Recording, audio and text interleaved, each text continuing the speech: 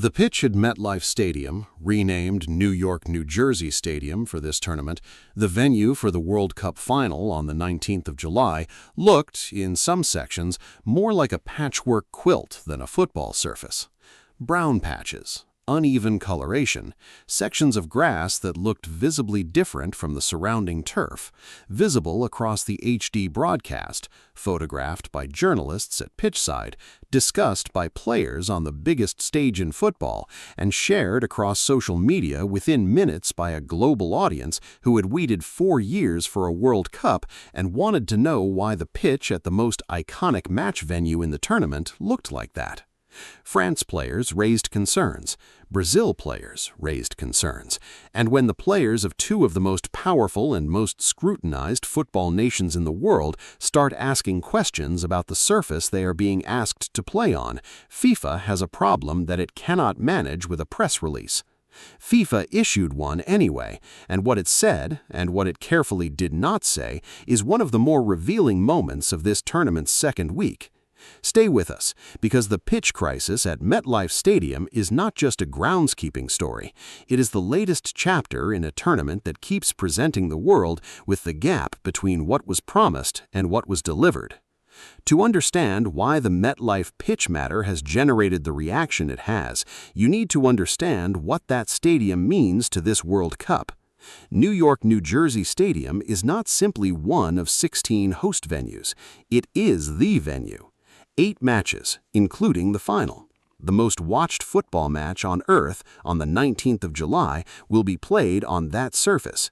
The players who contest it will be the 2 best teams in the world at that moment, and whoever wins the trophy will lift it above their heads on a pitch that France and Brazil players have publicly raised concerns about before the knockout rounds have even begun. France played Brazil in Group C at MetLife Stadium. The match ended 2-1 to France, but in the press conferences and the pitchside conversations that followed, the discussion kept returning to the same subject: the surface, the brown sections, the areas that felt different underfoot, the inconsistency between one part of the pitch and another. FIFA's response was precise, thorough, and careful to avoid addressing the specific concerns players had raised. The pitches at all 16 FIFA World Cup 2026 stadiums remain in excellent condition from both a playability and player safety perspective, the statement read. While there have been comments regarding the visual appearance of certain areas of the playing surface at NYNJ Stadium, FIFA's turf management team's assessment is that every pitch is healthy and performing as intended for elite competition. Performing as intended, not the pitch looks perfect, not we acknowledge the discoloration. Performing as intended, which is a sentence that answers a different question than the one being asked. Players are not asking whether the pitch is biologically healthy. They are asking whether it is consistent, predictable, and safe under the physical demands of elite football. Those are not identical questions, and FIFA's statement, for all its technical authority, did not fully address the second one. If you are following every story of this World Cup, subscribe now and hit the bell, because what this pitch controversy represents is part of a much larger pattern this tournament has been building for 2 weeks. Spain's pushback has come from a different direction, but it arrives at the same destination. Cape Verde drew with Spain in the opening group match. It was not the result. Draws with well-organized opposition happen at every World Cup. It was what came out of the match in terms of Spain's concerns about the surfaces they encountered during the tournament's first week. Coach Luis de la Fuente had already expressed reservations about the mandatory hydration breaks in conditions where he said the temperature was simply not extreme enough to warrant stopping play. And his squad, preparing for the knockout rounds now as Group E winners, are a team that plays the most technically demanding passing football in the world. Their style is built on the pitch behaving predictably, on the ball running true, on surfaces that allow them to do what they do. Any question about surface consistency is, for Spain, a question about whether they can play their football. That is not a complaint made from comfort. That is a professional concern with direct sporting consequences. Argentina's pushback has been more indirect, but equally pointed. Their camp has been vocal across several issues throughout the tournament. The Algeria formal complaint about the Messi challenge, the claim that Messi should have been sent off in the 32nd minute of their group match, generated a response from the Argentine squad that was protective of their captain in public, while privately unhappy at the scrutiny that Argentina's approach to every tournament they compete in has been built around the principle that Messi is managed carefully, protected physically, and surrounded by players who do the running so that he can do the scoring. That system is working. 5 goals, perfect record, through to the round of 32 as group winners. But the scrutiny of every decision that involves Messi, every challenge, every VAR call, every moment where the referee has to make a judgment about a player surrounded by controversy as much as brilliance, is a pressure that the Argentine camp is managing alongside the football itself. And the Algeria formal complaint to FIFA, still sitting unanswered in Zurich, has made that scrutiny more visible and more pointed than it was before the tournament started. These 3 nations, Spain, Argentina, Brazil, are not fringe competitors. They are 3 of the 5 most successful teams in World Cup history. They are the European champions, the world champions, and the 5-time world champions. When all 3 are pushing back against FIFA's management of this tournament within the same week, the governing body is facing pressure from exactly the people it can least afford to alienate. But the wider picture is more complex than 3 powerful nations expressing displeasure, because what Spain, Argentina, and Brazil are raising as individual concerns all connect to a single, larger question that has been present at this World Cup from the very first day. Is the infrastructure adequate for the ambition? The expansive World Cup in the sport's history, 48 teams, 16 cities, 3 countries, 104 matches, has been built on a scale that has no precedent. The logistical demands are genuinely staggering. Pitches being maintained across 16 different venues, many of them American football stadiums with hybrid grass that behaves differently from natural surfaces. Stadiums being shared between multiple sports and multiple events throughout the tournament window. Playing surfaces that have to withstand weather conditions ranging from Houston's humidity to the Rocky Mountain altitude of potential future venues. FIFA has been clear that it invested heavily in pitch management.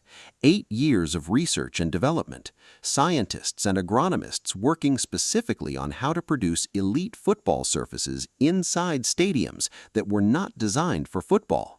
The technical effort is real and should be acknowledged, but the visible brown patches at MetLife Stadium, the venue for the World Cup final, are on the broadcast. They are in the photographs. They are in the accounts of the players who played on that surface.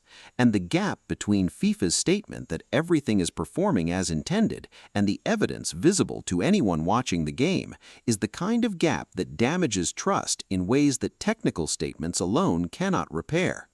There is also the question of shuttle buses. On June 13th, following the Brazil versus Morocco match at MetLife Stadium, NBA fans celebrating the New York Knicks championship win forced 9 shuttle buses transporting football spectators to be abandoned. One of them was set on fire. Football fans trying to leave a World Cup match were stranded because of events happening in the same city at the same time. MetLife Stadium sits in a part of New Jersey where the transport links are already under enormous pressure. A World Cup final that draws 60,000 people into the same venue on the same night is a logistical challenge of a magnitude that the stadium and its surrounding infrastructure were not designed for. No one was injured in the shuttle bus incident. It was, in the context of a major sporting event in a major city, a containable crisis. But it added to the growing sense that the most logistically complex World Cup ever staged is testing the seams of the infrastructure built to support it. The football itself has been extraordinary. It would be wrong to tell the story of this World Cup without acknowledging that.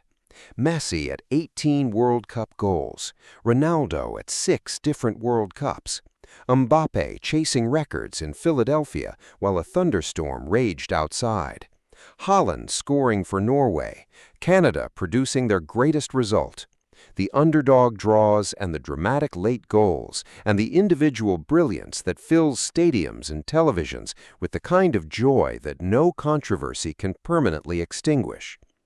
The sport, when it has been allowed to breathe, has justified every stadium, every broadcast, every flight taken, every ticket purchased at enormous cost. The football has been worth it. That matters enormously and should not be lost in the noise of what surrounds it.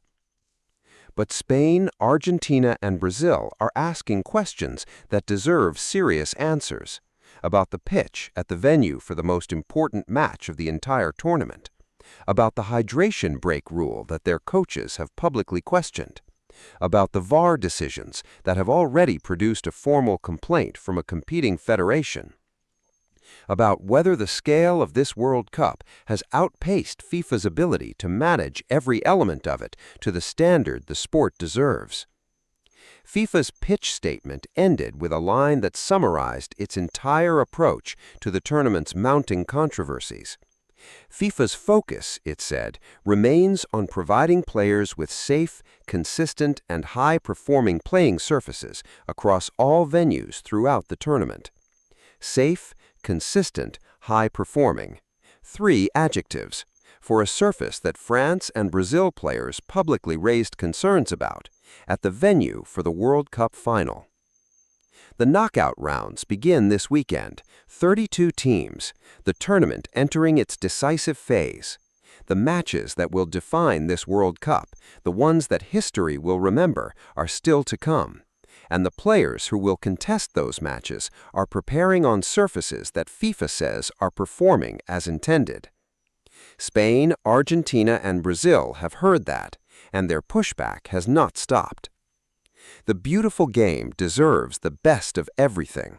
The players who chase it across 3 countries and 16 cities this summer deserve surfaces that match their excellence.